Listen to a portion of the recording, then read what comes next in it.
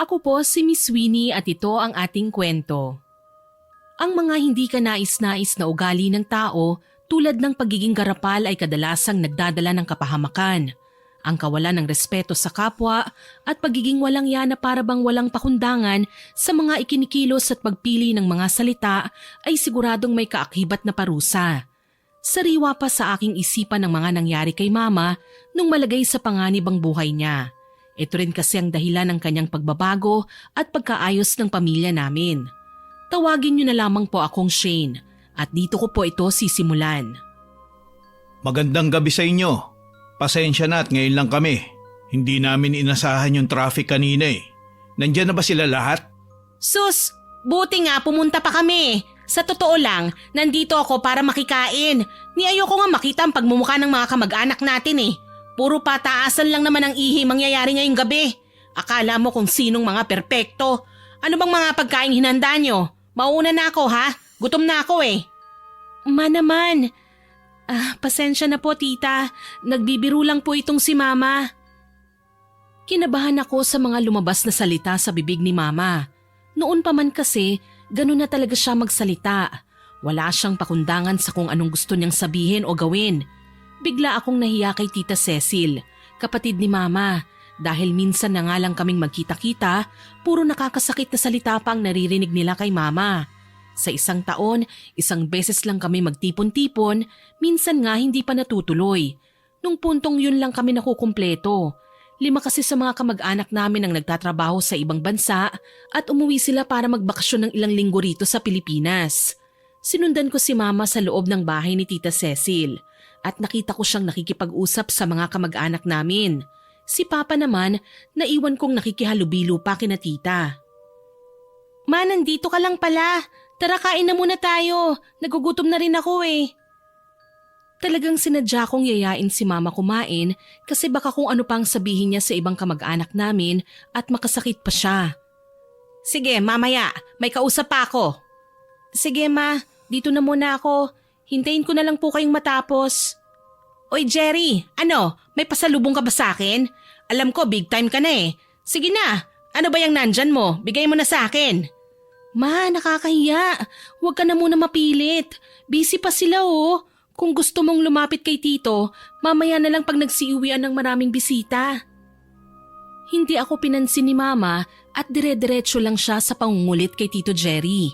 Maya-maya, may mga nilabas na gamit si Tito at ibinigay niya ito kay Mama. Sana raw magustuhan ni Mama ang mga pasalubong niya. Ano to?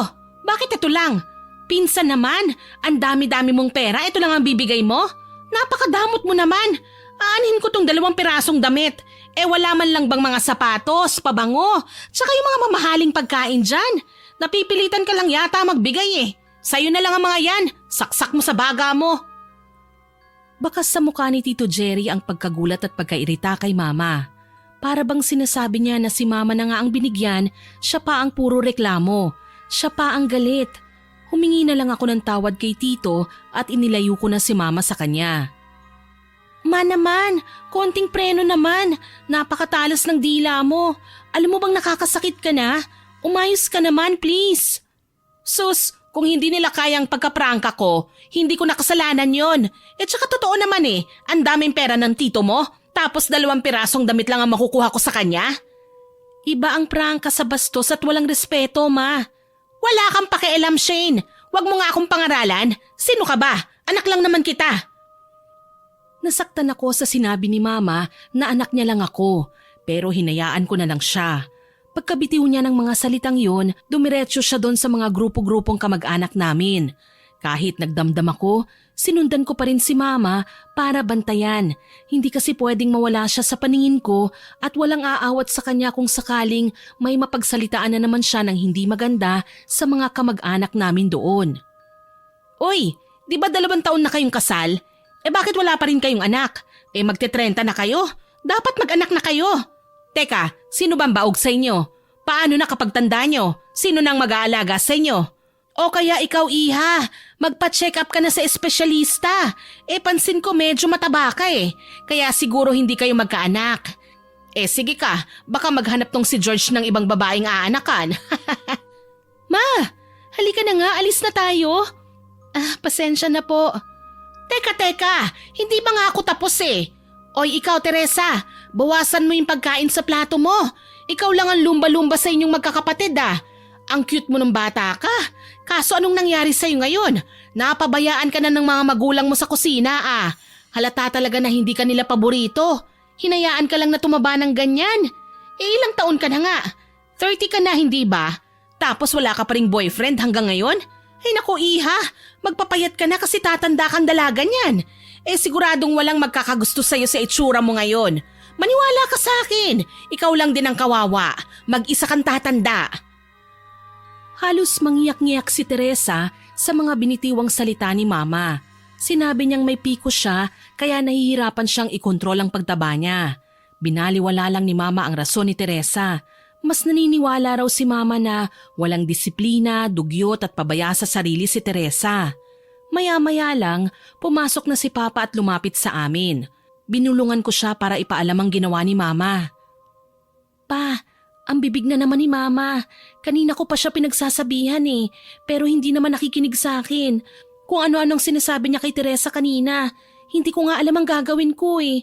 Tignan mo si Teresa, parang nalugmok dahil sa sinabi sa kanya ni Mama. Sawayin niyo naman po si Mama oh, nakakahiya na po talaga kasi. Sigurado akong pinag-uusapan na siya ng palihim ng mga kamag-anak natin. Sige anak, pasensya na at wala ako kanina. Napasarap kasi usap namin ni na tita mo kanina eh. Ako na bahala sa mama mo. Sana lang makinig siya sa'yo pa. Sana nga.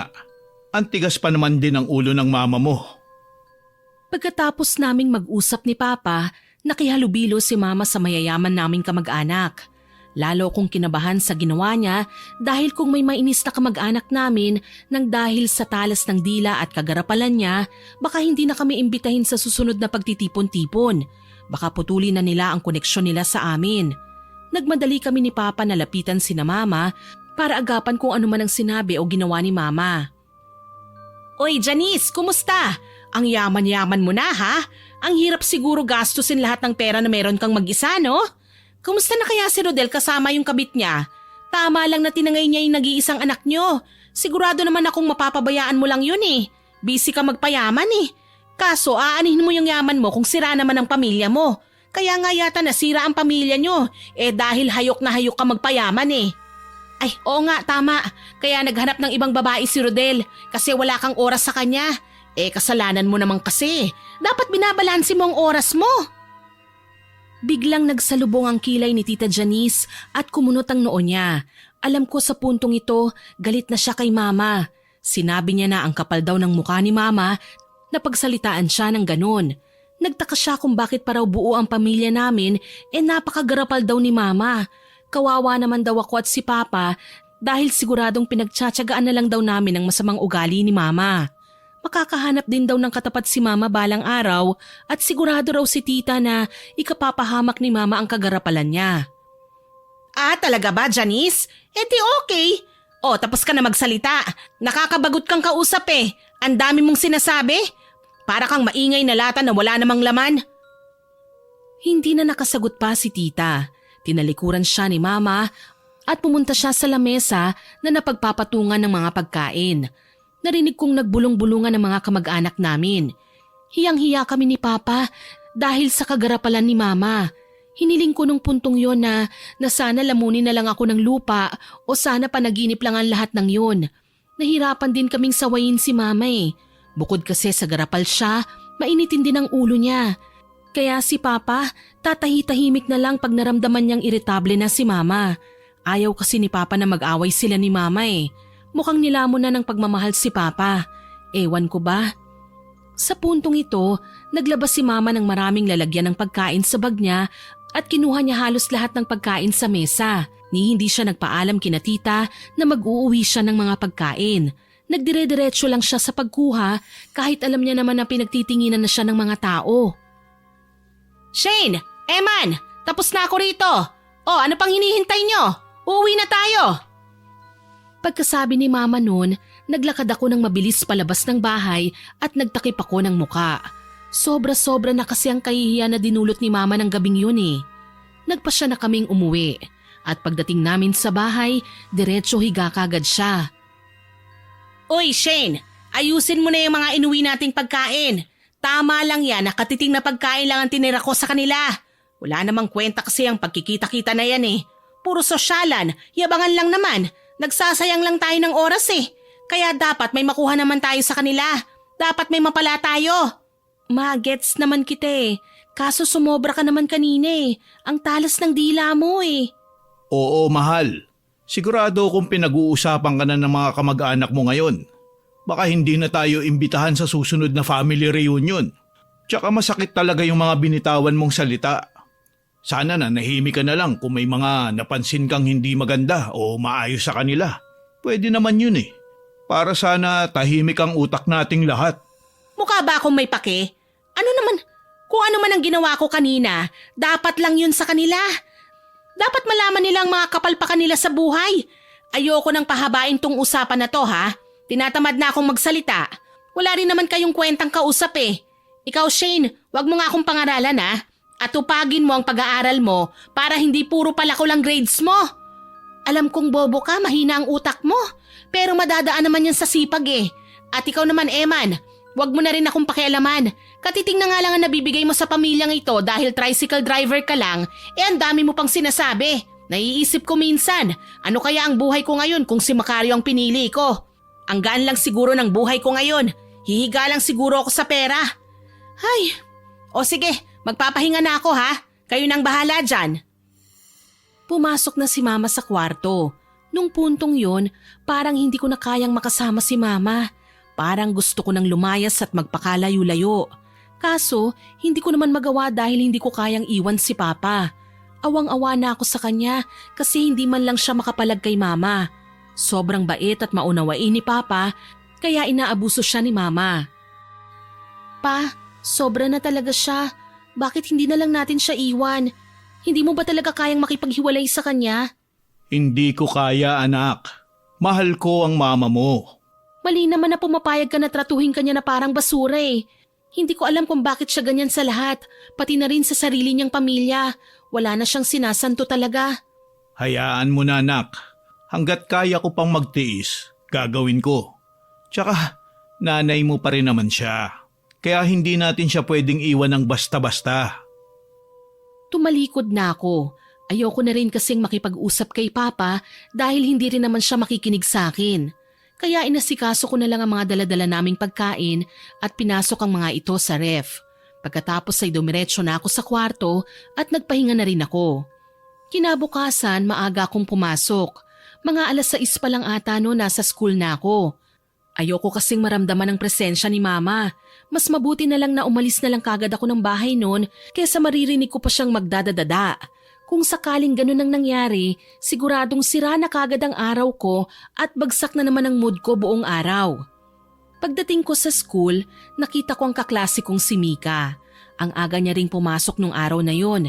Tinanong ko kung bakit nandun na siya sa school ng ganung oras. Sabi niya inagahan niya raw ang gising para makapag-review siya para sa exams namin. Kaso may problema raw siya. Wala raw siyang dalang papel at ballpen. Puro exams kami ng araw na yon. Tinanong ko kung bakit wala siyang dala. Wala raw siyang pambili, ni wala raw siyang baong pera noong araw na yon.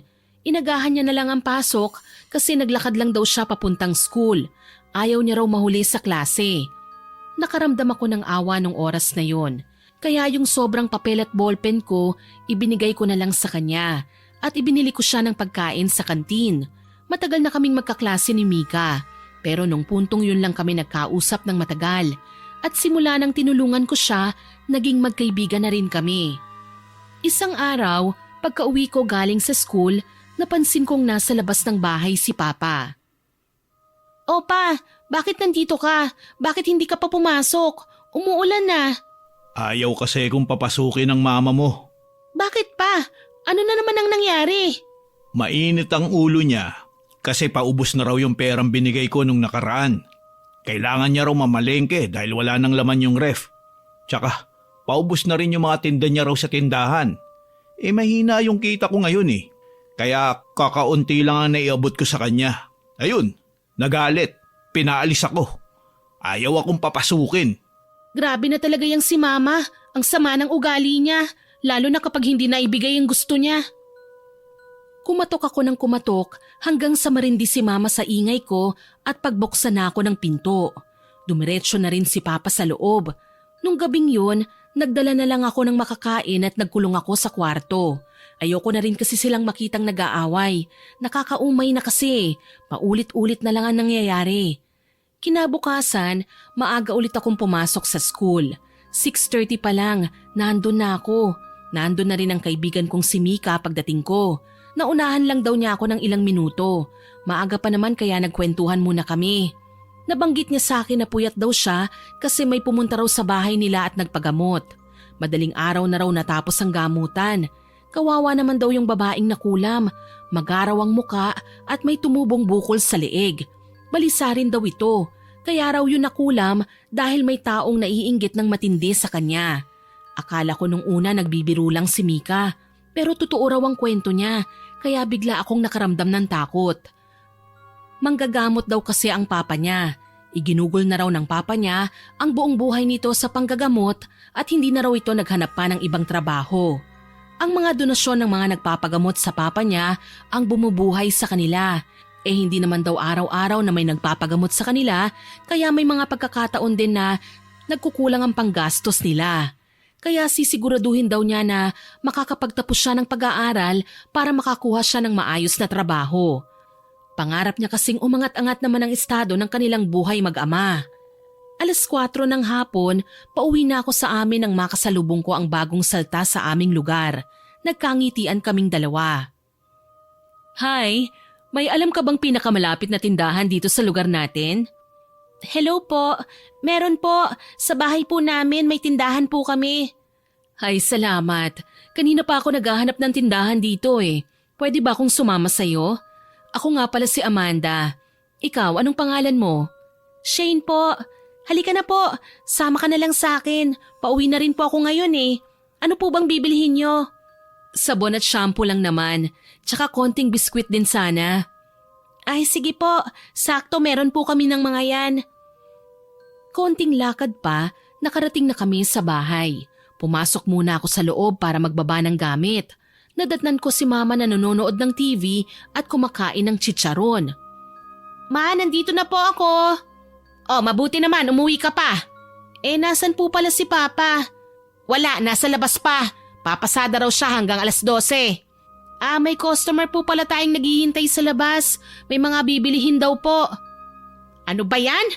Istorbo? Ang ganda-ganda nitong pinapanood ko eh. Pumunta na si Mama sa tindahan at hinarap si Ate Amanda sa labas.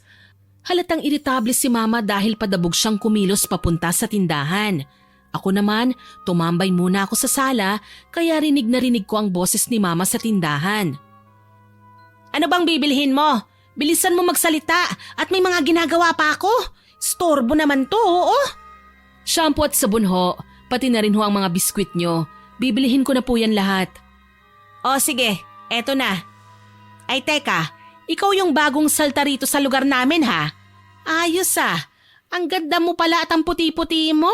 Ang kinis din ng balat mo. Ganyan din ako dati nung bata-bata pa ako eh. Salamat ho. Sige po, aalis na po ako. May gagawin pa po pala ako eh. Oy, teka naman. Buntis ka pala? Opo, 4 na buwan na po itong tiyan ko. Uy, siguro. Hindi ka pinanindigan ng nakabuntis sa'yo, no? Kabit ka siguro. Oo nga, mukha kang ang kabit. Sa itsura mo pa lang eh. Kayong mga kabit, ang lalakas ng loob nyo manira ng pamilya. Alam nyo naman, katawan lang naman ang habol sa inyo ng mga lalaki. Syunga ka rin eh. Kawawa naman yung anak mo. Lalaki ng hindi kompleto ang pamilya niya nang dahil sa kapokpukan mo. Magdahan-dahan naman kayo sa pananalita nyo dahil wala po kayong alam. Masyado kayong mapanghusga at garapal. Ano bang kwento mo? Wala na ho kayo ron. Pakialaman nyo ang sarili nyong buhay. Wala po yata kayong magawa sa buhay nyo eh. Ano, bagot na bagot lang? Sige ho, aalis na ho ako. Baka kung ano pa pong masabi ko sa inyo. Ayokong pumatol sa makikitid ang utak at matatalas ang dila. Sayang lang ang oras ko rito. Wala talagang pinalalampas si Mama. Hanggat may pagkakataon na makapagkomento siya sa buhay ng ibang tao, gagawin niya kahit pa mairita o magalit sa kanyang kausap niya. Pagpasok niya, nagluto na siya para sa hapunan. Kaya ako muna ang nagbantay ng tindahan namin. Kinabukasan, habang nagtatanghalian kami ni Mika, tinanong ko siya kung may alam siyang pangontra sa kulam. Sagot niya, meron daw. Nabanggit daw ng papa niya na may mga halamang gamot daw na mabisa sa pangontra sa kulam tulad ng pandan. Pero kapag masyado daw malakas ang mangkukulam, kailangan na ng presensya ng papa niya at malakas na orasyon nito para mawala ang talab ng kulam at matalo nito ang mangkukulam. Noong araw na rin na yun, maaga kami pinauwi dahil may meeting daw ang teachers namin. Kaya dumiretso na kagad ako sa bahay. Plano ko kasing magbasa-basa tungkol sa witchcraft eh. Bigla na lang akong naging interesado doon. Medyo malapit na ako sa bahay at habang naglalakad ako, nakasalubong ko si Mama. "Oh ma, saan ang punta mo?" Nga pala maaga po kaming pinauwi ngayon eh. May meeting daw po ang teachers namin." "Sakto! Sumama ka na sa akin para may taga-bitbit ako. Mamamalengke ako eh. Wala nang laman ng ref natin. Ang siba niyong mag-ama eh." Sige po ma. Okay lang po bang umuwi ako saglit? Medyo mabigat po kasi tong bag ko eh." "Ay nako, bilisan mo lang ha. Ang bagal-bagal mo pa namang kumilos. Talo mo pa ang pagong." Tumakbo na ako pa uwi para makapagbaba ng gamit. Pagbalik ko kung nasaan si Mama, biglang wala na siya sa lugar na yun. Akala ko iniwan na niya ako nang marinig ko ang boses niya. Sa hindi kalayuan. Parang may kasagutan na naman siya. Sa isip ko noon, aalis na lang kami, mag-iiskandalo pa siya. Hinanap ko si Mama at nang makita ko siya, nagmadali akong lumapit. "Ma, ano na naman ba yan? Aalis na lang tayo, nakikipag-away ka pa." Eto kasing babaeng to eh, at ang lola niya. Tinanong ko lang naman kung may balak ba silang ipalaglag ang bata. Kasi mukhang hindi naman magiging mabuting ina itong pakawalang babaeng ito. Nagalit na sila sa akin. Nililinaw ko lang naman kung anong desisyon nila. "Di ba sinabi ko na sa inyo noon na pakialaman niyo ang sarili niyong buhay? Pinagpasensyahan ko na kayo noon. Ngayon sumusobra na kayo. Pati lola ko, pinagsasalitaan niyo ng masama. Hindi mo na nirespetong matanda." Nakalimutan ko kasing dapat pala irespeto ang matatanda. Sino ba ang basurahan ng bibig? Di ba pinaulanan niyo ako ng mura? "Tama na yan, Ma. Halika na, umalis na tayo." "Ate Amanda, Lola, pasensya na po ah." "Ay hindi, Shane. Sinimulan nila ako eh. Kaya tatapusin ko to. Ikaw na babaeng hitad ka.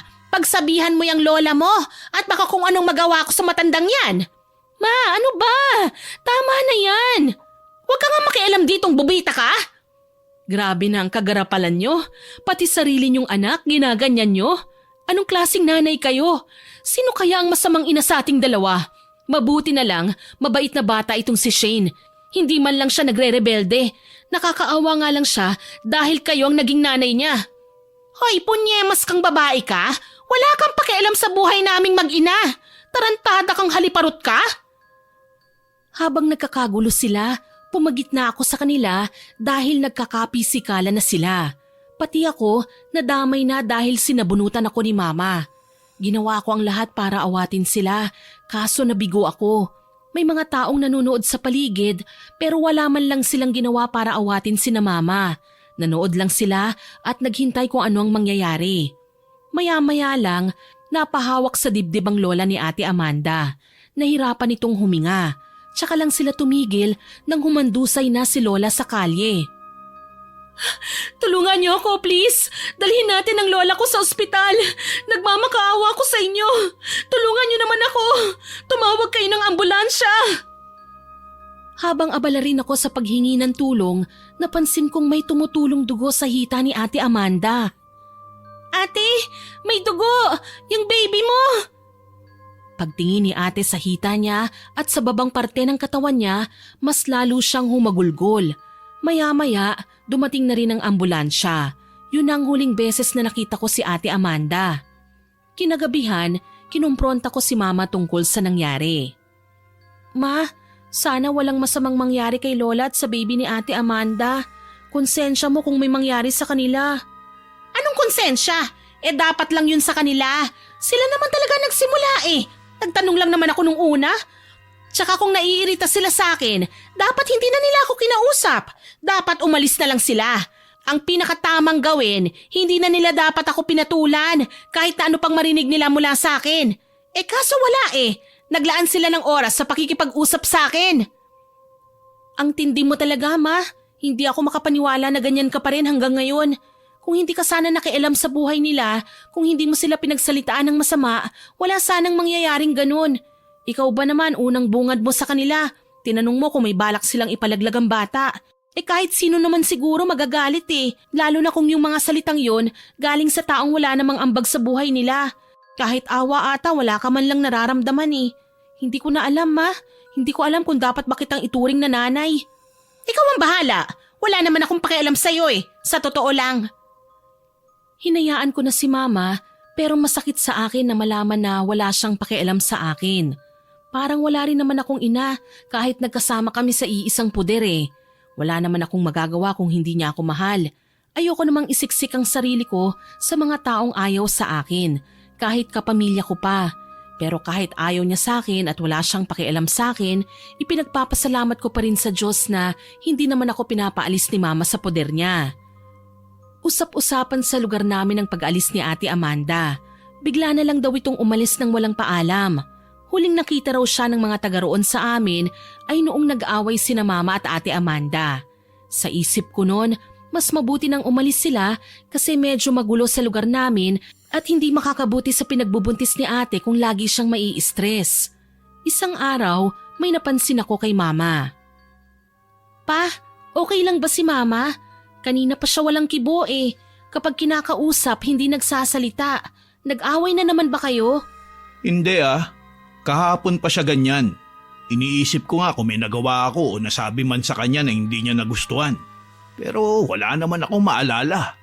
Tsaka kung meron man, siguradong magbubunga nga na naman at magwawala siya. Baka may problema siya na hindi natin alam. Sa tingin mo ba? Tanungin natin? Wag na pa. Tahimik ang bahay natin ngayon Baka mag-away na naman kayo kapag kinausap pa natin siya. Hayaan na muna natin siya. Obserbahan na lang natin. Baka ganyan siya dahil tumatanda na siya. Sige anak, para makapagpahinga man lang muna ang mga tenga natin. Opo pa. Sige po, pasok na muna ako sa kwarto ha. May pasok pa po ako bukas Matutulog na po ako. Sige anak, good night ha. Tulog ka ng mahimbing. Lumipas ang 3 araw na hindi pa rin kami kinikibo ni Mama. Hindi na rin pati siya lumalabas ng bahay. Hindi na siya nagbubukas ng tindahan. Lagi na lang siyang nasa kwarto. Sa obserbasyon ko, para siyang nawalan ng gana mabuhay. Sa puntong ito, naramdaman kong parang may mali na kay Mama. 3:00 ng madaling araw, bigla na lang siyang napasigaw.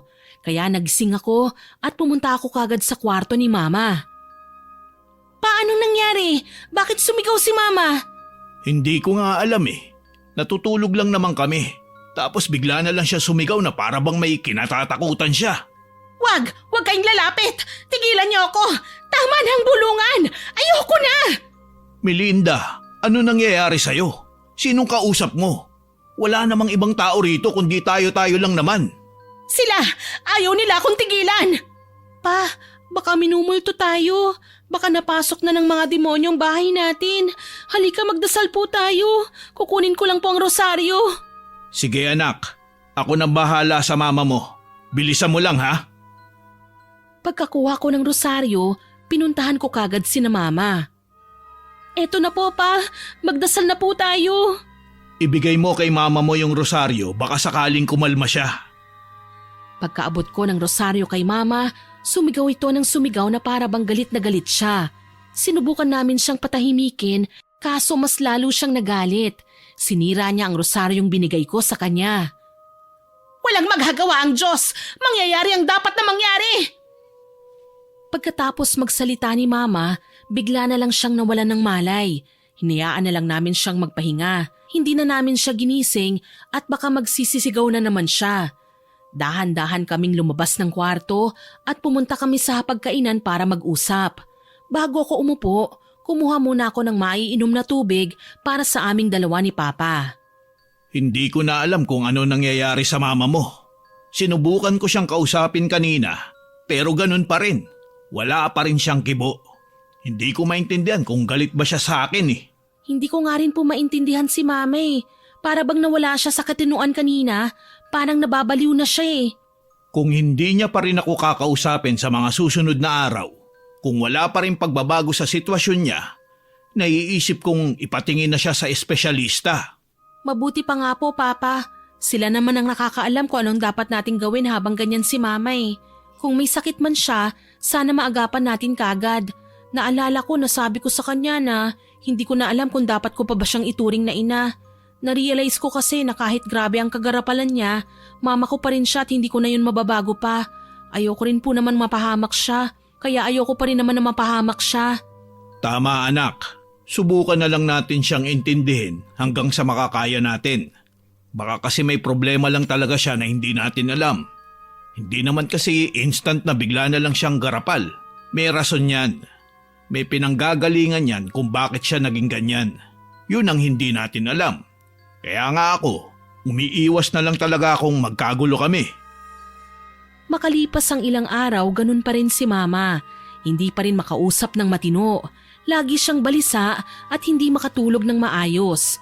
Kaya nagpaalam muna ako sa teacher ko na hindi ako papasok. Sinamahan ko si Papa na ipatingin si Mama sa espesyalista. Pagdating namin doon, wala namang nakitang kung anong sakit ang doktor kay Mama. Normal ang test results niya. Pero binigyan kami ng doktor ng gamot na pampatulog at pampakalma. Pagdating namin sa bahay, pinainom namin si Mama ng gamot pampakalma. Kumalma naman siya.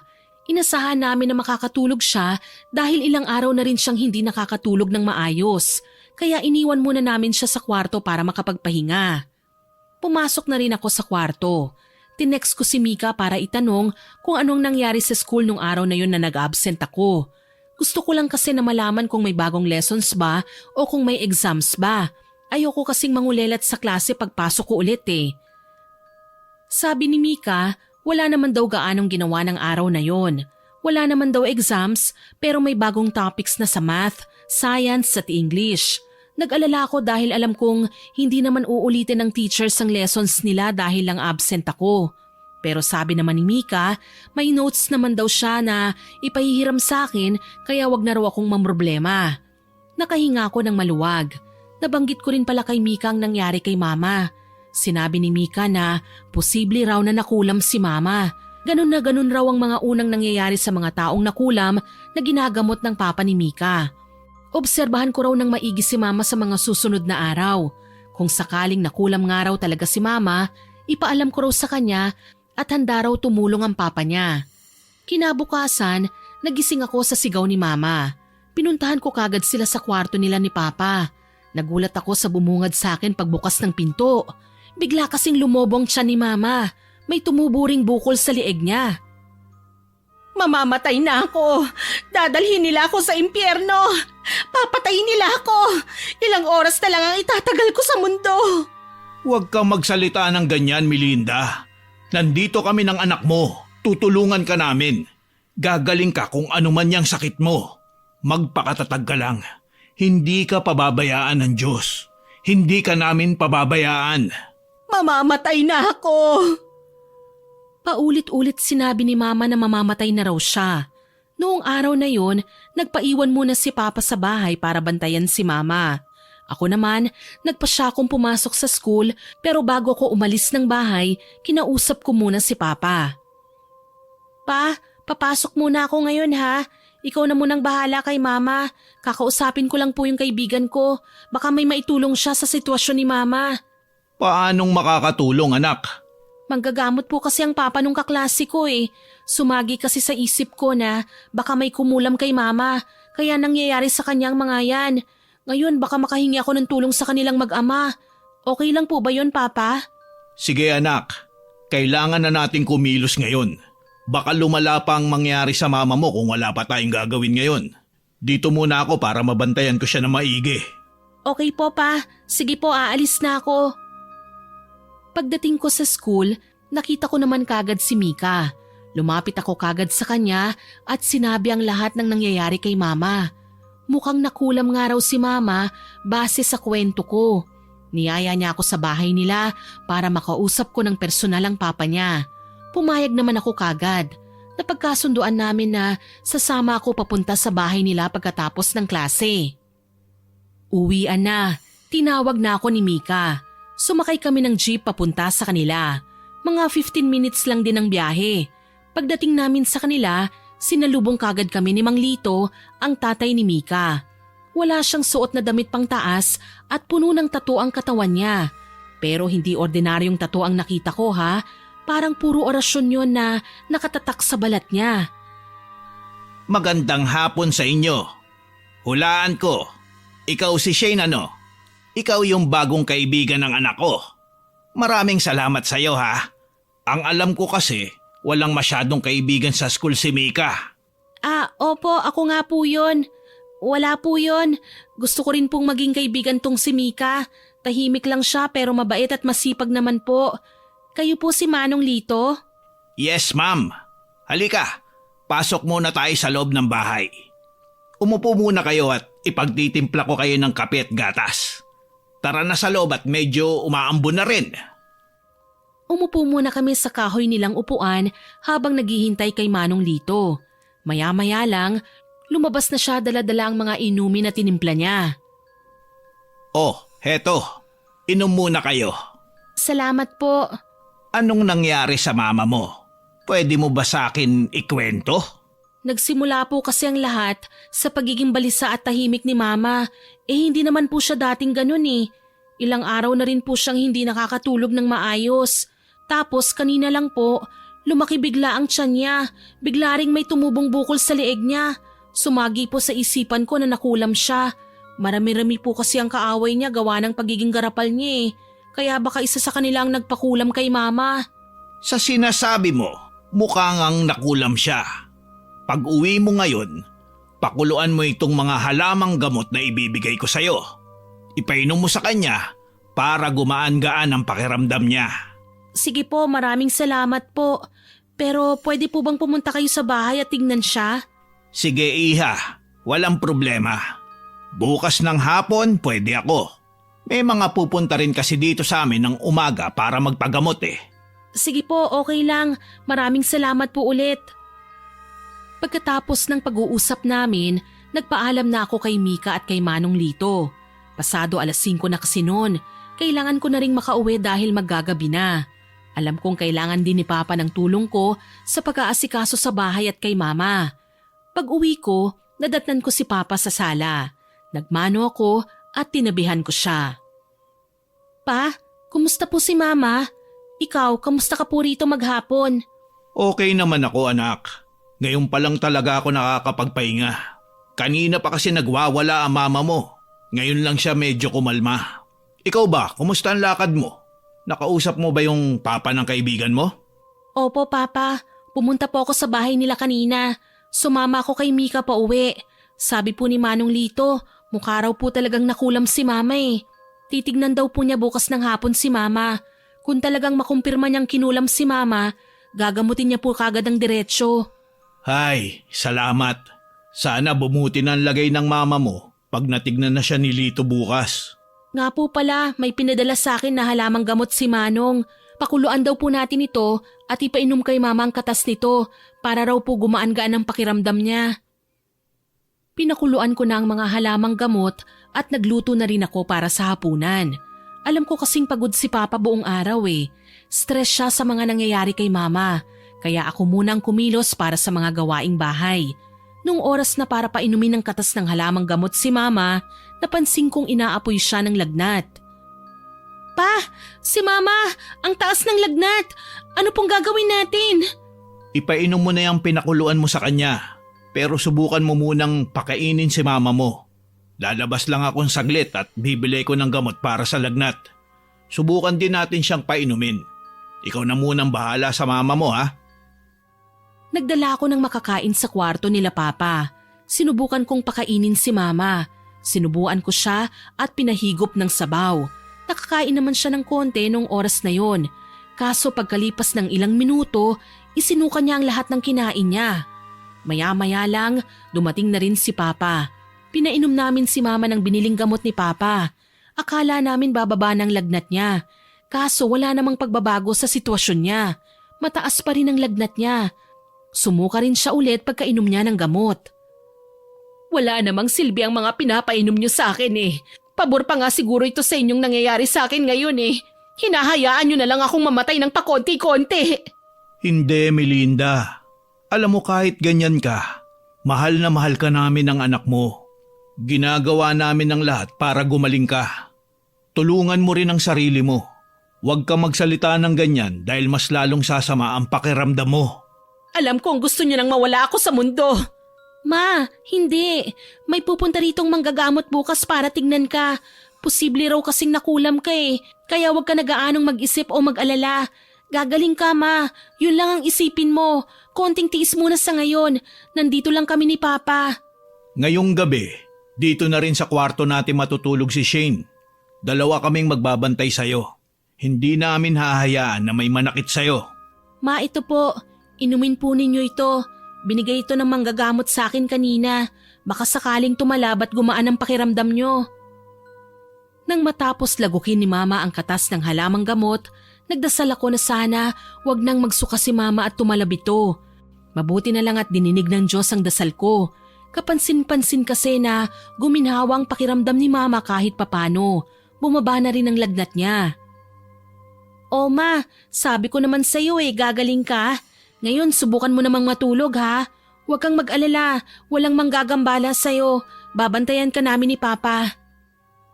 Nakatulog naman kahit papano si Mama. Kaso maya-maya lang, napansin namin ni Papa na binabangungot siya. Ungol siya ng ungol, kaya ginising kagad namin siya ni Papa. Kukunin na ako ng mga demonyo! Nakakatakot ang itsura nila! Melinda! Nananaginip ka lang. Masamang panaginip lang yun. Kalma lang. Nandito kami. Niyakap ni Papa si Mama. Nung puntong yun, hagulgol ng hagulgol si Mama. Kung ano-ano raw kasi ang mga nakakatakot na elemento ang nakikita niya. Ang hirap na rin daw ng kalagayan niya. Masakit daw ang tiyan niya, pati lalamunan niya kapag nagsasalita siya. Kaya pinili na lang niyang manahimik. Kinabukasan, hindi na muna ako pumasok sa school para matutukan ko ang pagbabantay kay Mama. Kailangan din kasing pumasada ni Papa dahil wala na raw kaming pera. Pero uuwi naman daw kagad si Papa sa hapon. I-text ko lang daw siya kung nandun na sa bahay si Manong Lito. Sumang-ayon naman ako. Pagkaalis ni Papa, tinext ko si Mika para kumpirmahin kung anong oras kami pupuntahan ni Manong Lito. Bandang 2:00 daw ng hapon, nasa bahay na siya noon. Hindi raw si Mika makakasama kasi may program daw sa school at isa siya sa mga magi-intermission number. Pagkatapos naming mag-usap ni Mika, dumiretso ako sa kwarto nila Mama para tignan siya. Nagulat ako sa nakita ko. Kinakain niyang buhok niya. Napansin ko ring may mga suka sa kama nila ni Papa. Ma, wag mong gawin yan! Itigil mo yan! Shane, gutom na ako Ang sakit-sakit na ng tiyan ko. Nangihina na rin ako. Bigyan mo naman ako ng makakain. Sige Ma, maghahanda po ako ng makakain. Ano po bang gusto nyo? Kahit ano. Pagkatapos naming mag-usap ni Mama, lumabas na ako at nagluto ako ng nilagang baboy. Sinigurado kong malasa ang pagkakatimpla ko. Isa kasi yun sa paboritong pagkain ni Mama Nung oras na yun, inaasahan kong hindi na siya magsusuka dahil pinainom na siya ng gamot na binigay ni Manong Lito. Hindi na siya dapat sumuka. Nang lutong-luto na ang karne, naglagay na ako ng kanin at nilaga sa plato. Pumasok na ako sa kwarto. Ma, luto na po itong nilagang baboy. Susubuan po kita ha. Kain ka na habang mainit pa ito. Sa puntong ito, nakarami siya ng kain. Kaso pagkalipas lang ng ilang oras, nagsuka na naman si Mama at bigla rin siyang naihi at napabawas sa kanyang salawal. Hindi na ako nagsalita pa. Tinulungan ko na lang makapaglinis ng katawan si Mama. Sinubukan ko siyang paliguan kaso nagsisisigaw siya kapag nababasa ng tubig ang likod at dibdib niya. Masakit daw sa balat ang tubig na panligo niya. Nilinis ko rin ang kanyang kama at pinalitan ko ang maruruming punda at kobre kama ng bago. Pagkatapos, pinakuluan ko ulit ang halamang gamot na binigay ni Manong Lito sa akin. Pinainom ko si Mama nito at ilang minuto lang umayos-ayos na ulit ang pakiramdam ni Mama. 2:00 na ng hapon, may kumatok sa pinto. Pagbukas ko, nandun na si Manong Lito. Manong Lito, mabuti naman po at hindi nyo kami nakalimutan. Tamang-tama po ang pagdating nyo. Medyo kalmado po si Mama ngayon. Sana po hindi kayo mahirapang gamutin siya. Pinainom ko na nga po pala sa kanya yung katas ng mga halamang gamot na binigay nyo po sa akin. Pinakuluan ko po kanina. Mabuti naman, Shane. Pwede bang makiinom muna ako ng tubig? Ang init-init sa labas eh.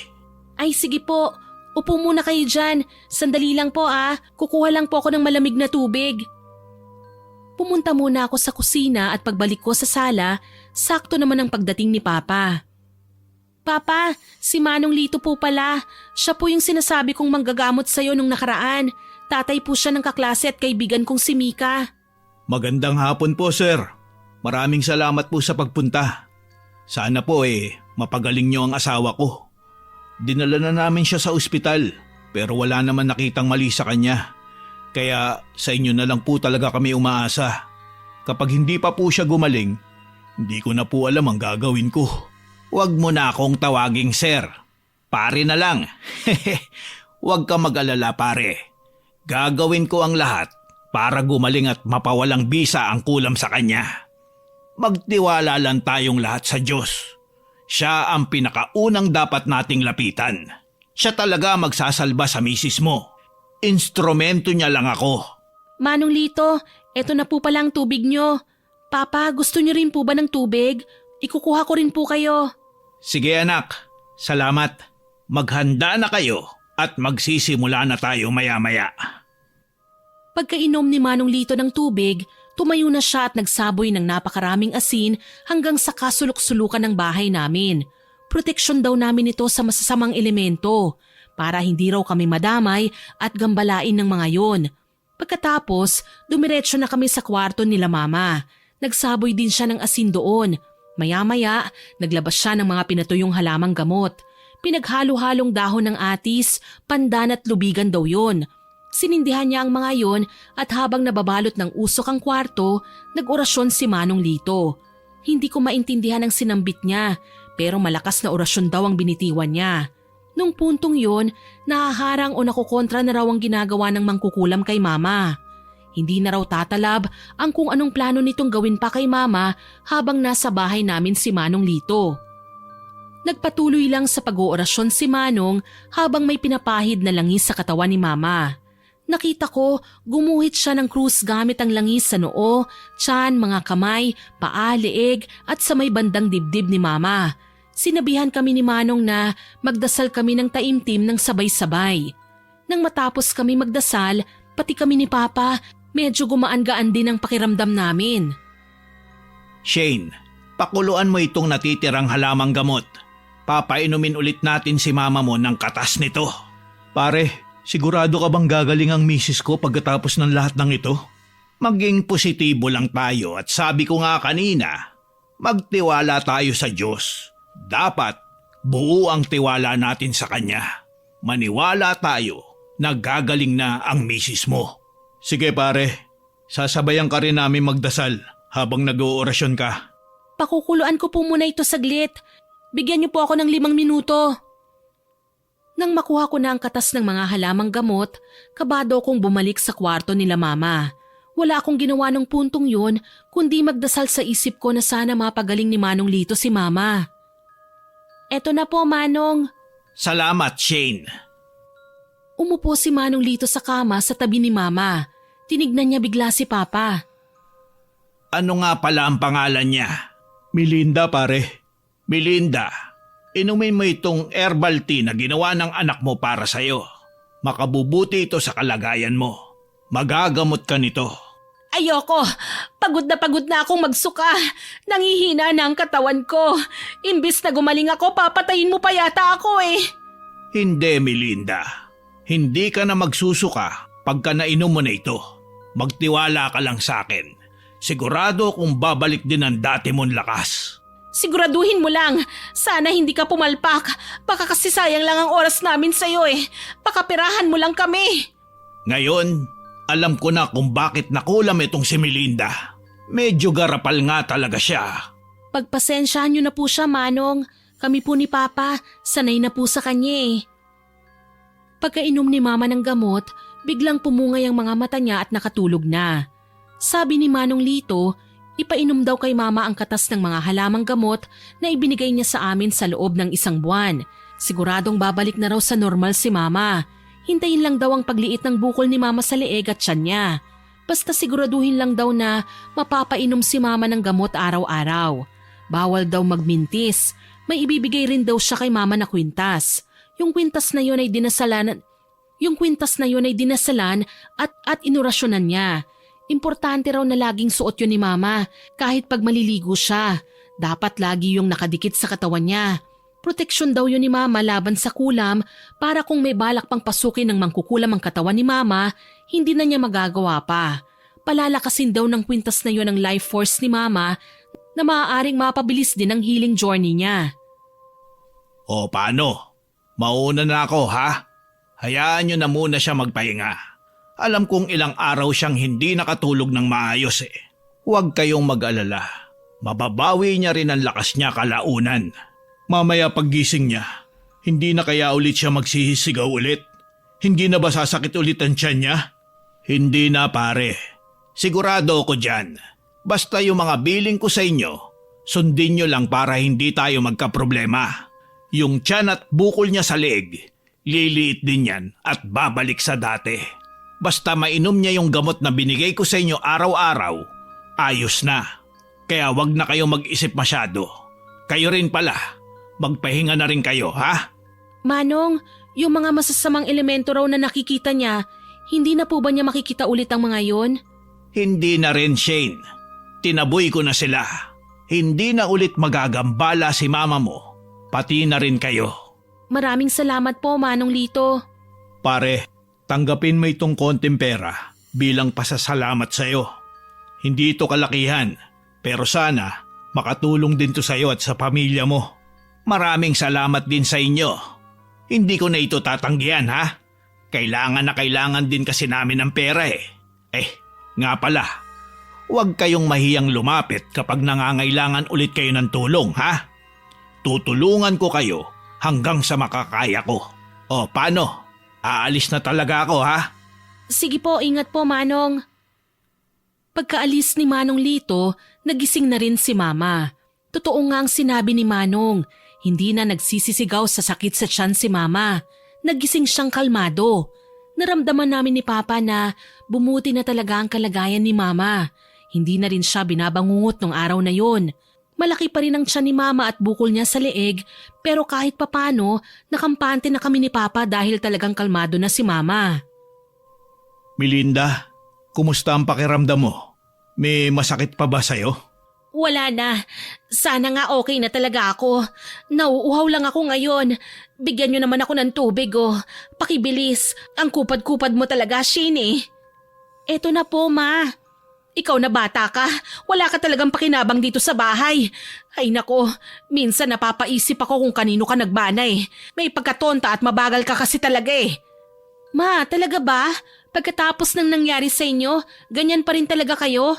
Hindi na talaga magbabago yung pagiging garapal nyo? Shane, tama na yan. Ibigay mo na lang yung tubig kay mama mo. Matulog na muna tayong lahat. Kulang kasi tayo sa tulog kaya madaling uminit ang mga ulo natin at hindi tayo makapag-isip ng maayos. Pagkaabot ko ng isang basong tubig kay Mama, dumiretso na ako sa kwarto ko para magpahinga. Sa isip ko noon, baka mangyari ulit na may kumulam kay Mama na wag naman sana kasi mukhang hindi pa rin siya nagbabago eh at hindi pa rin niya nare-realize ang mga pagkakamali niya. Pagkalipas ng 2 linggo, medyo lumiit-liit na ang tiyan niya at pawala na rin ang bukol sa leeg niya. Gumagaling na talaga siya pero parang wala pa rin siyang natutunan sa nangyari sa kanya. Isang gabi, habang kumakain kami, napansin kong hindi suot ni Mama ang kwintas na binigay ni Manong Lito sa kanya. Ma, nasan po ang kwintas nyo? Di ba dapat lagi pong nakadikit sa katawan nyo yon? Proteksyon nyo po yun eh. Delikado kapag hindi nyo po suot yun. Aba malay ko, hindi ko alam kung nasan. Tsaka magaling na ako di ba? Hindi ko na kailangan yun. Ayoko nang isuot yun eh. Ang init-init. Tsaka nangangate ako kapag suot ko yun. Gusto mo sa'yo na lang pag nahanap mo. Ulamin mo kung gusto mo.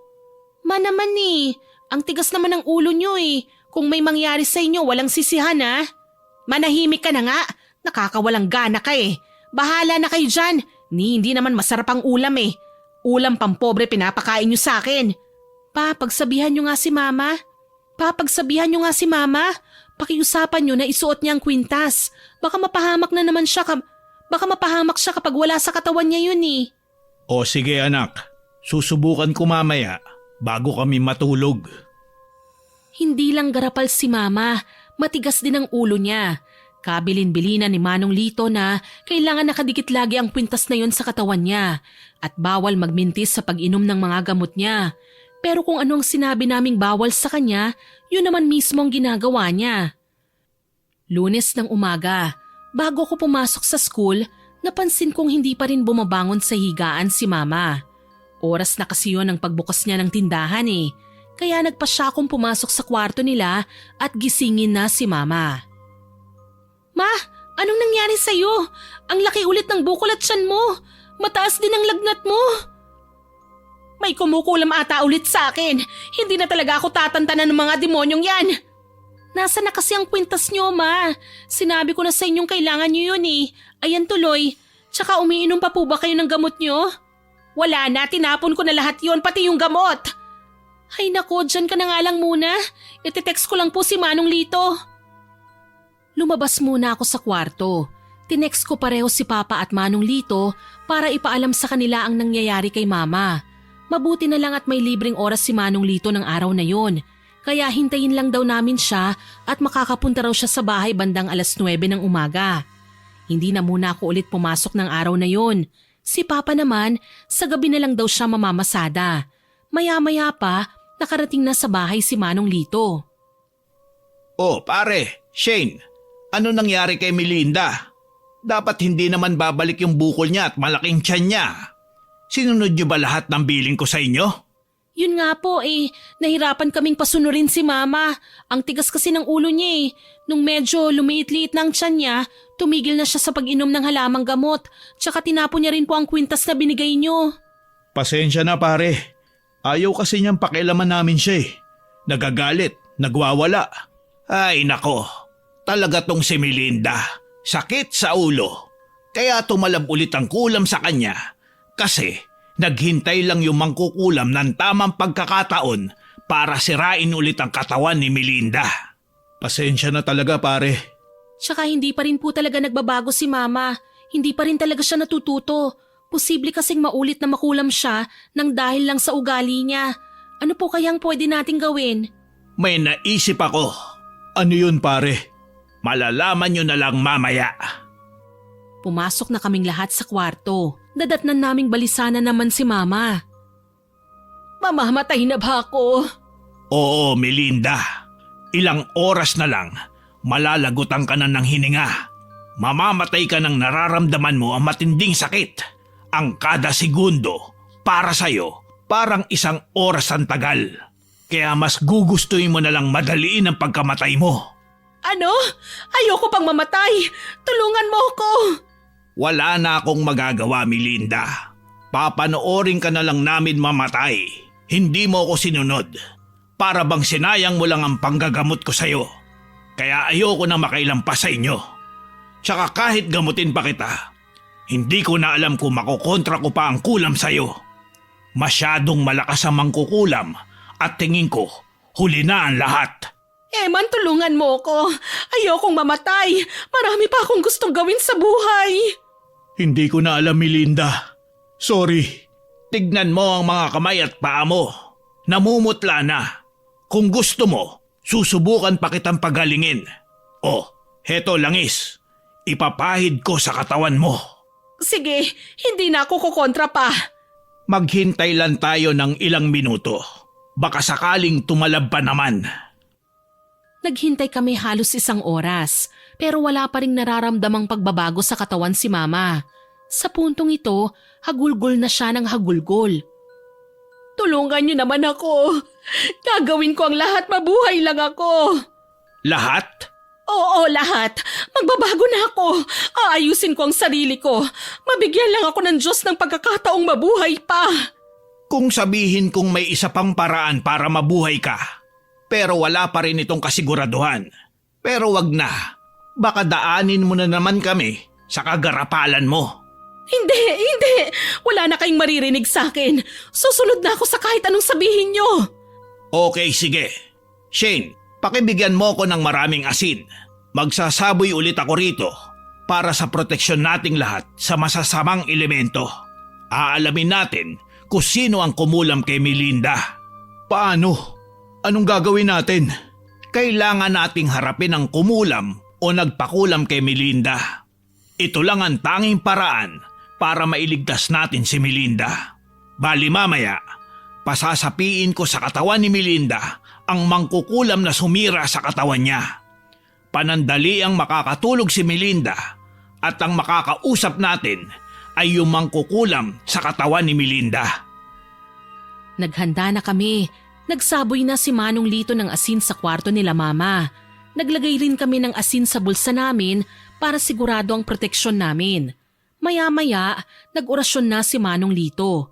Nag-ipit siya ng medalyon at palito ng posporo sa mga singit ng daliri ng paa ni mama. Ipinulupot niya rin ang kanyang rosaryo sa kanang kamay ni mama at ipinuwesto niya ang kanang kamay ni mama sa dibdib nito. Melinda, ipikit mo ang iyong mga mata. Pakinggan mo lang ang boses ko. Pakonti-konti, inaanto ka na. Nare-relax ang katawan mo. Ilang segundo na lang, makakatulog ka na ng mahimbing.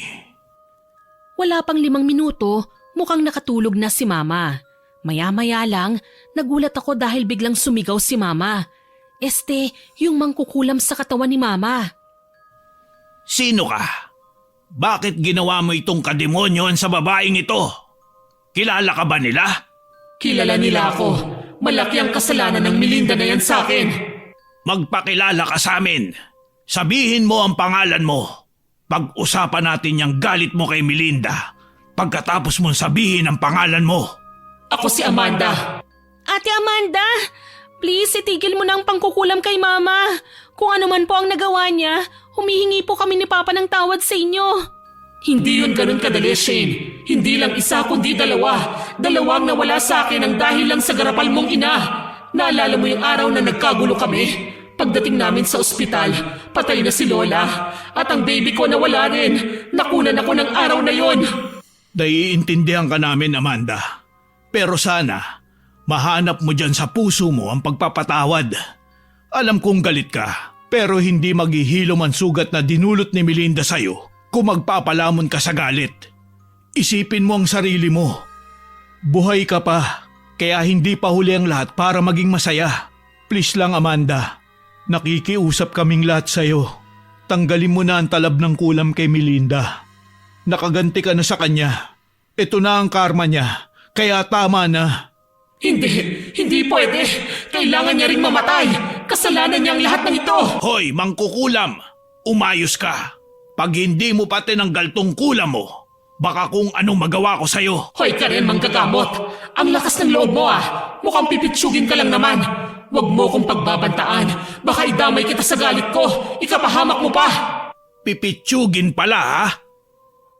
Pinisil ni Manong Lito ang paa ni Mama na may nakaipit na mga palito at medalyon. Pinitik niya rin ang tenga ni Mama.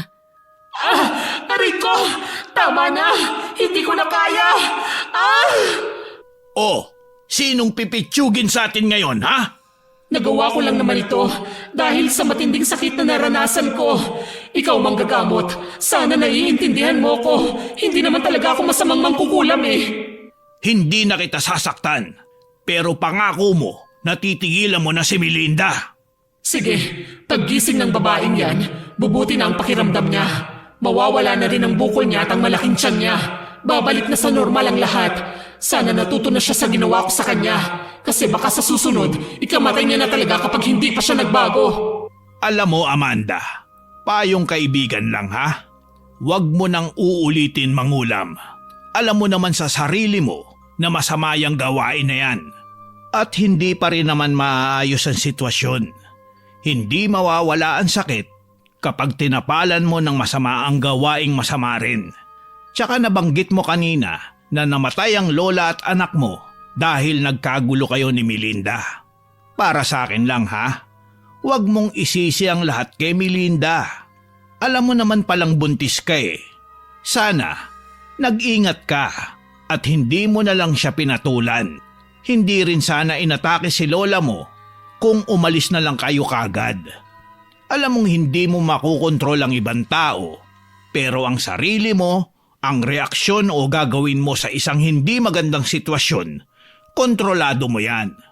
Oo, mali talaga ang mga sinabi sa'yo ni Melinda. Garapal yan eh. Pero mali ka rin sa pagpatol sa kanya. Lalo na at buntis ka at may kasama kang matanda. Alam ko yun. Masyado lang akong nasaktan at nagalit ako sa aking sarili. Kaya siguro naghanap ako ng ibang taong masisisi. Sana pagkatapos ng lahat ng ito, makapagsimula ulit ako. Sana hindi pa huli ang lahat. Huwag kang mag-alala, Amanda. Kung nasan man ang anak at lola mo, masaya na sila kasi magkasama sila. At siguradong lagi ka nilang babantayan. Wala man sila sa mundong ito, pero ang pagmamahal na meron kayo sa isa't isa, nakatatak na yan sa puso mo habang buhay. Gamitin mo yun na motibasyon para maayos ang buhay mo, para makapagpatuloy at maging masaya ulit. Ipagdarasal ka namin, Amanda. Pasensya na sa nagawa ko. Alam kong hindi rin nagustuhan ni Lola ang ginawa ko. Sana hindi pa talaga huli ang lahat para sa akin. Habang buhay ka pa, may pag-asa pang magbago, Amanda. Tandaan mo yan. Humingi ka lang ng tawad sa kanya at tanggapin mo siya sa puso mo. Sigurado kung tutulungan ka niyang magsimula ulit, gagabayan ka niya papunta sa tamang daan. Salamat. Pagkatapos ng mahaba-habang usapan, umalis na si Ate Amanda sa katawan ni Mama. Si Mama naman, nagising na rin siya. Nagulat kami dahil pagmulat niya ng kanyang mga mata, humagulgol siya at paulit-ulit na humingi ng tawad sa amin ni Papa. Nagpaalam na rin sa amin si Manong Lito dahil tapos na raw siya sa panggagamot kay Mama at siguradong sigurado raw siya na magaling na talaga si Mama.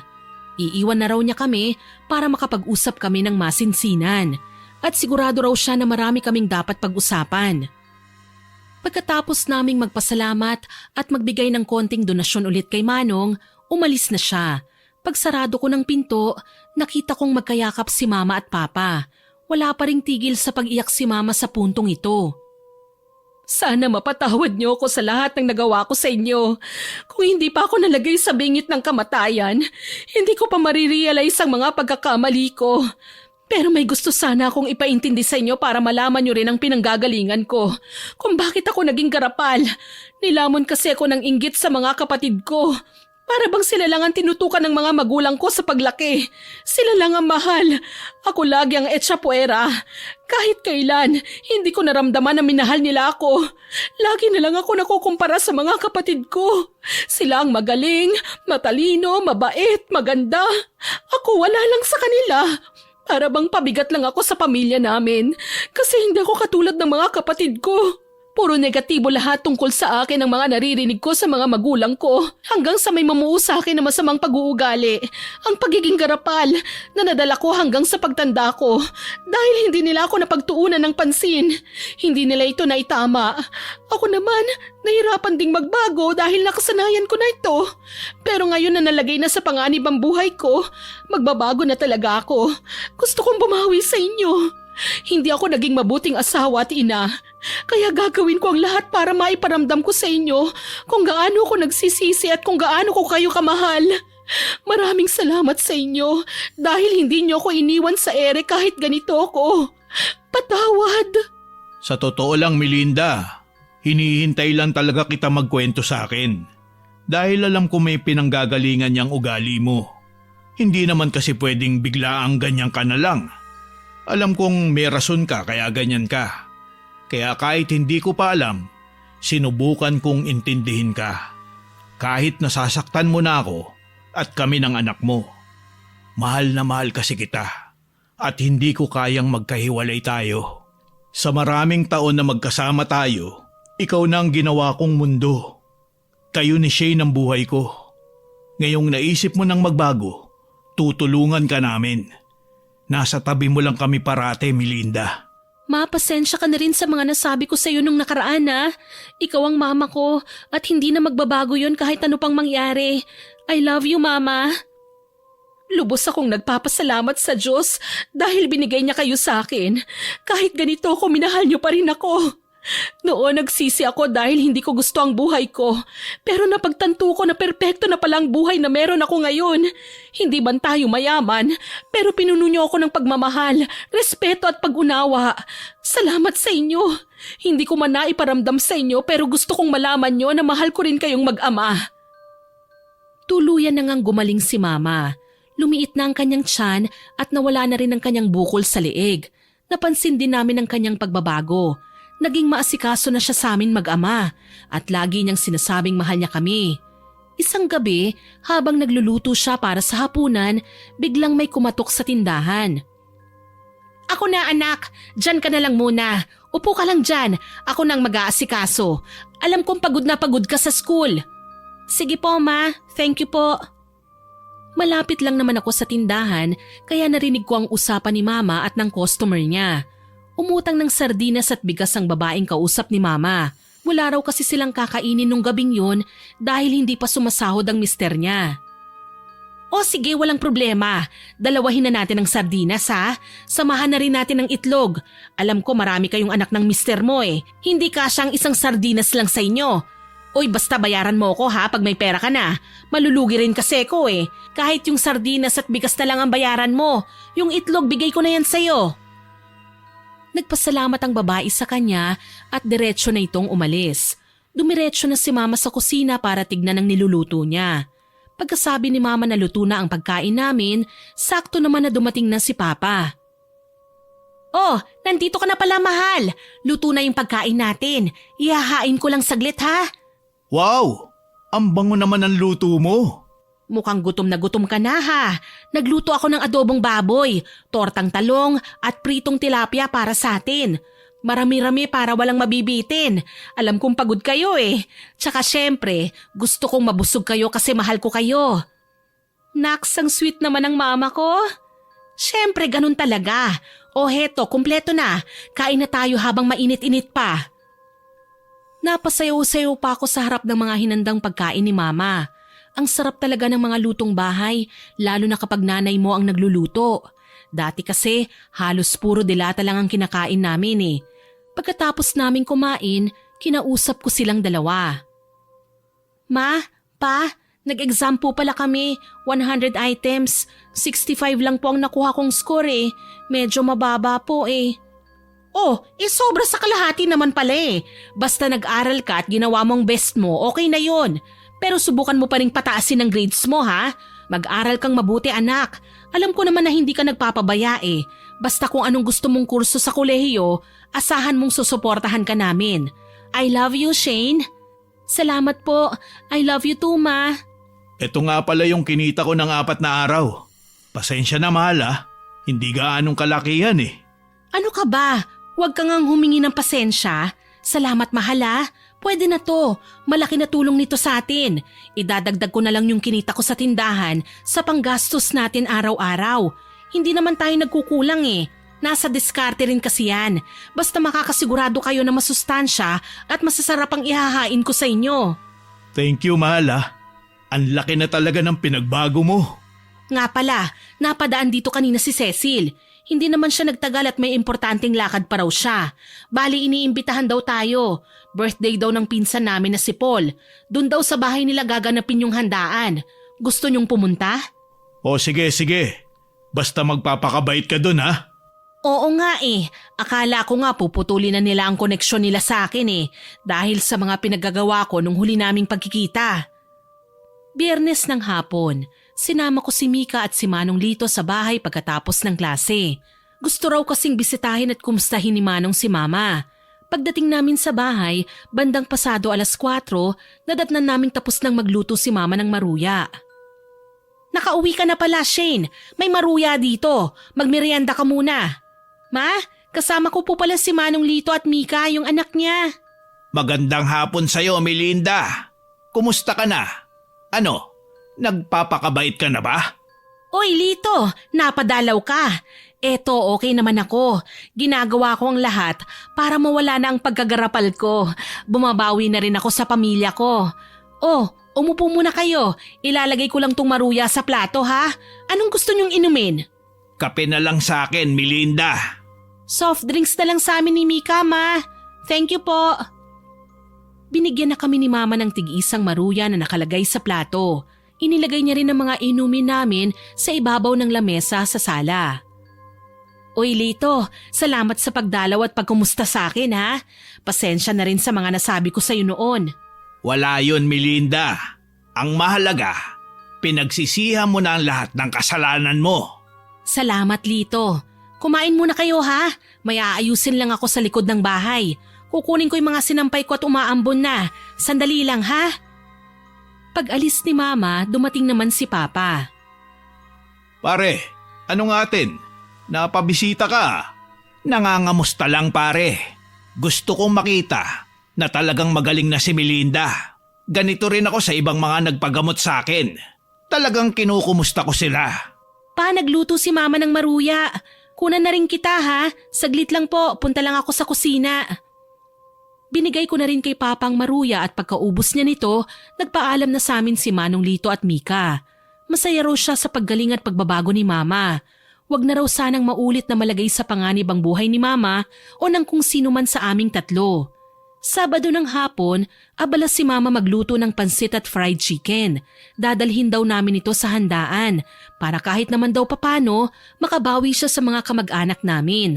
Nangako rin siya sa amin na hindi siya magiging garapal, hindi na rin siya magiging salbahe.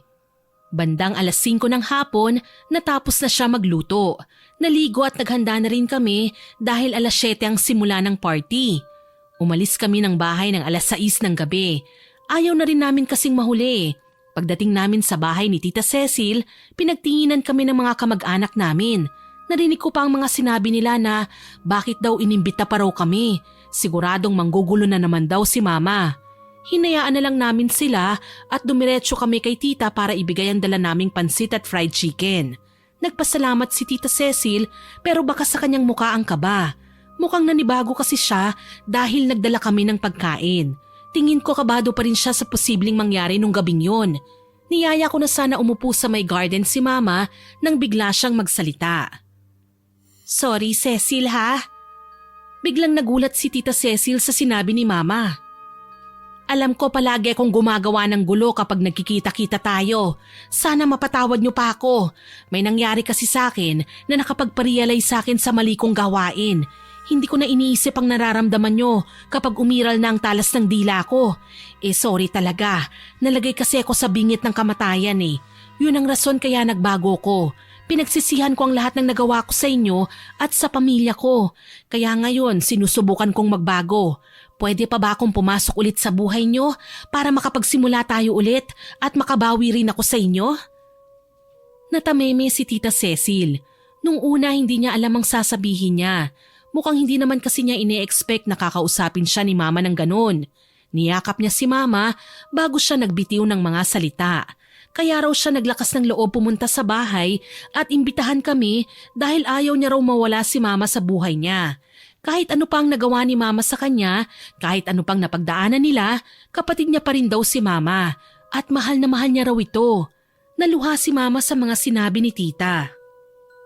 Pasensya na kung hindi kita gaanong kinausap nung pumunta ka sa bahay para imbitahan kami. Plano ko kasing dito sa party makipag-ayos sa inyong lahat. Naglakad si Mama papunta sa mga kamag-anak naming nag-uusap-usap at pinagtitinginan siya. Magandang gabi po sa inyong lahat. Happy birthday din, Paul. Maglalakas loob na po akong lumapit sa inyo para humingi ng tawad. Marami po akong binitiwang masasakit na salita. Nagpakagarapal at walang yapo ako sa harapan ninyo noon. Marami po akong nagawang kasalanan sa inyo. Kaya nandito ako para itama ang mga pagkakamali ko at hingi ng kapatawaran nyo. Sorry po sa inyong lahat. Lumapit sina Tita Cecil at iba pang mga kapatid nila kay Mama. Niyakap nila si Mama. Sa wakas, naging maayos ang pagdiriwang ng kaarawan ni Tito Paul. Hindi ko na kailangan magtakip ng mukha ng dahil sa kahihiyan. Maya-maya, pumwesto na rin kami sa hardin kasama si Mama. Mahal, Masaya ako dahil nakahingi ka ng tawad sa kanila at nagkaayos na rin kayo. Proud din ako sa'yo dahil ramdam talaga namin ang pagbabago mo. Oo nga po, mahal na mahal ka ni Tita Cecil, Ma. Siyempre, pati rin kami ni Papa. Sana laging ganito kapag pumupunta tayo sa pagtitipon ng mga kamag-anak natin. Wala nang gulo, yung masaya lang talaga tayong lahat. Lagi na talaga tayong magiging ganito, Shane. Nangako ko sa inyong lahat na hindi na ako manggugulo. Aayusin ko na rin ang pakikitungo ko sa lahat. Magiging maingat na rin ako sa mga salita ko at iisipin ko na ang mararamdaman ng mga makakausap ko. Natuto na ako, Shane. Man, maraming salamat sa pag-intindi at pagtulong nyo sa akin para magbago. Mahal ko kayong dalawa. Nagsilbing aral kay Mama ang nangyari sa kanya. Kaya lagi sana nating isipin ang mga salitang bibitiwan natin. Hindi kasi natin alam ang buong kwento ng taong nakakausap natin. Baka may malaki pala siyang problema na nakapagpapabigat sa kanyang damdamin. Kaya mas piliing maging mabait, lawakan ng isip at unawain ang bawat sitwasyon. Sana po ay nagustuhan niyo ang aking ibinahaging kwento. Pero bago ko po tapusin ito, hindi ito makukumpleto kung walang shoutout sa masusugid nating listeners. Shoutout po kay Jengjeng De Castro from Oman, kay Angel Angeles from Camarines Norte, kay Clark TV Vlog at sa anak niyang si Cassie Jade Ventolero na birthday po ngayong Feb 27. Happy birthday sa'yo! Shoutout din po kay Merlinda Fernandez from Jordan, kay Fe Ramos from Las Piñas, sa mga empleyado po ng SureFit Printing Services sa Bulacan. Happy listening po sa inyo! Hello din po kay JJFP Selgas, kay Sinon Cayabyab, kay Joyce Ramos at sa Stockton family, kay Auntie Rose Stockton, kay Michelle Mendoza at sa Galvez family from Bulacan. Shoutout din po kay DL o Miss Maura, kay Medelina Nasyanseno, kay Rosda Bakel, kay Hisoka o Idol Manex at sa asawa niyang si Lalin Osenada at kay Chef Tom at Mama Nang ng Commissary. Hello din po kay Nuna Abril, kay Angelo Dizon, kay Nico Boado, kay AJ Castro from Marikina City na hindi raw po kumpleto ang araw at gabi nila nang walang upload na naririnig sa atin. Naku, salamat po sa pag-aabang at pakikinig sa ating channel. Sisikapin ko pong makapag-upload palagi. Shoutout din po kay Inang Ausa at sa Tarain family, kay Liza Feliciano, kay Assorted Love Hurts KSA, kay Ate Gem Vlog, kay Aldrin Andaya, kay Elizabeth Azucena, sa apo po ni Sir George Ativo na si Tyler na first year birthday po ngayong araw. Happy birthday sa'yo! Shoutout din po kay Lynn Cabrera, kay Vitoreno Lebores, Evangeline Kila, Jimboy at Justin Kila, kay Kabakungan Rojo Jen, sa Misagal family, kay Sally Arguete, kay Rose Ann Romasanta, kay Toning at Janine Galang, kay Michael Ray Agres at kay Ate Nerissa, kay Jason Agor, kay Rhea at kay Wilma Villaralbo. Maraming salamat po sa lahat ng nakinig at nagkomento. Abangan niyo pa po sana ang mga susunod kong upload ha, at huwag kalilimutang mag-subscribe, like, share and comment sa stories natin. Para po mabilis niyong makita kung may bago tayong upload, pindutin niyo lang po ang notification bell para lagi kayong updated. Aasahan ko pa rin po ang inyong suporta ha. Ang goal naman po natin ngayon, maka 100k subscribers po tayo. Kaya sana ma-reach po natin yan. Muli, ako po si Miss Winnie na nagpapasalamat sa inyong walang sawang pakikinig.